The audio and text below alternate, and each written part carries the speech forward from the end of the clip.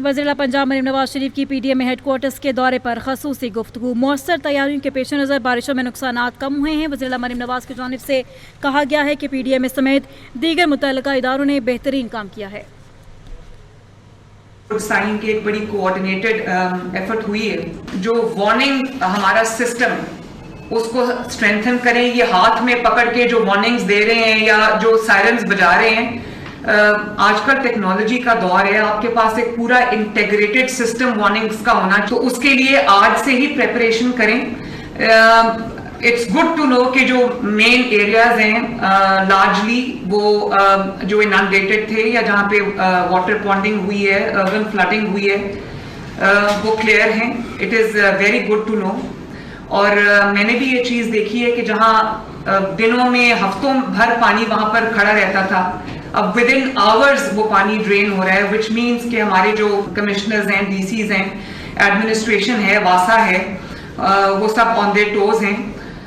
DCs को मैं ये भी कहना चाहूँगी कि आपको सिर्फ ये नहीं कि आपको ऑफिस में बैठ के आप अपडेट्स ले रहे हैं, आप जा रहे हैं फील्ड में, मुझे नज़र आ रहा है, लेकिन लोगों को भी पता चलना चाहिए कि उनके कमिश्नर्स, उनके DCs उनके साथ इस मुश्किल घड़ी में उनके साथ खड़े हैं। तो आपको ज्यादा टाइम जो है वो फील्ड में अपना लगाना चाहिए। तो कल जेलम की वीडियोस देख रही थी और मैं देख रही थी ये जो चकवाल की वीडियोस है, तूफानी बारिश थी। बड़ी अच्छी बात है कि आपने उसको आवर्स में क्लियर किया। तो जहां पर पानी रह गया, चाहे वो लो लाइंग एरियाज हैं या वो इंटरनल स्ट्रीट्स हैं या वो छोटी सड़कें, उनको भी आज क्लियर करें। और आज चकवाल, पिंडी, अटक और जेलम 100% क्लियर होना चाहिए। एक और मैंने इंस्ट्रक्शन दी है, मैं तमाम DCs को अभी भी इंस्ट्रक्शन ये रिटन में भी जा रही है कि जो प्राइवेट हाउसिंग सोसाइटीज हैं उनको हम उनके जो रेजिडेंट्स हैं उनको हम उन ओनर्स के रहमो करम पे या एपैथी के रहमो करम पे नहीं छोड़ सकते। हमें उनको ये जिम्मेदारी देनी चाहिए और वार्निंग देनी चाहिए कि वो अपनी मशीनरी डिप्लॉय करें, अपना ह्यूमन रिसोर्स डिप्लॉय करें और वहां पर कहीं पर हमें इनंडेशन नजर नहीं आनी चाहिए, वाटर पॉन्डिंग नहीं नजर आनी चाहिए। ये भी कमिश्नर्स और DCs की रिस्पॉन्सिबिलिटी है। दूसरा, जो बहुत सारे जैसे हाफिजाबाद है, वहां पर जो राइस क्रॉप है और बाकी जगहों पे जो क्रॉप्स हैं वो डैमेज हुए हैं। तो जो हमारे इंफ्रास्ट्रक्चर के डैमेजेस हैं उनकी भी साथ साथ जो है वो पूरी लिस्ट बननी चाहिए।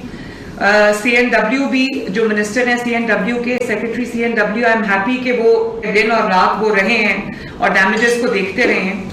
तो क्रॉप की जो डैमेज है, असेसमेंट है, वो भी आपने पूरी करनी है अपने अपने डिस्ट्रिक्ट्स के अंदर, ताकि हम जो किसान हैं उसको कॉम्पनसेट कर सकें। जहां पर इंफ्रास्ट्रक्चर डैमेज है उसको भी जैसे ही बारिश का ये स्पेल खत्म होता है उसको रिहेबिलिटेट करना भी हमारी रिस्पॉन्सिबिलिटी है और उसके लिए आप अपनी जो पूरी असेसमेंट है उसको रेडी रखें। जहां पे जो हाई रिस्क एरियाज हैं उनमें अगर आपको इवैक्यूएशन करनी है तो वो इवैक्यूएशन जो है वो टाइमली होनी चाहिए, ताकि कोई जो जानी नुकसान है, जो लॉस ऑफ प्रेशियस लाइव्स है, वो ना हो। इसके लिए आपको मैं बार बार यही बात कह रही हूँ कि आपको आवाम के साथ अपनी कम्युनिकेशन और अर्ली वार्निंग जो है वो उस सिस्टम को बहुत ज्यादा एक्टिवेटेड रखना चाहिए। मुझे नजर आना चाहिए कि आप आवाम से बात कर रहे हैं। आपने कहा कि हमने 144 जो है वो हमने इम्प्लीमेंट कर दी है, तो 144 का मतलब ये नहीं कि आपने इम्प्लीमेंट कर दी और आप घर पे बैठ जाएं।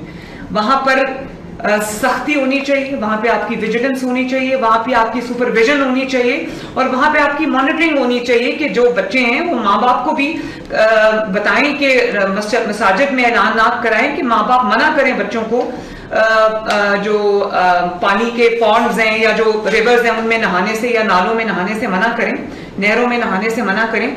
और आपकी ओवरसाइट इतनी स्ट्रिक्ट होनी चाहिए कि आप लोगों को वहां पर आने से रोकें।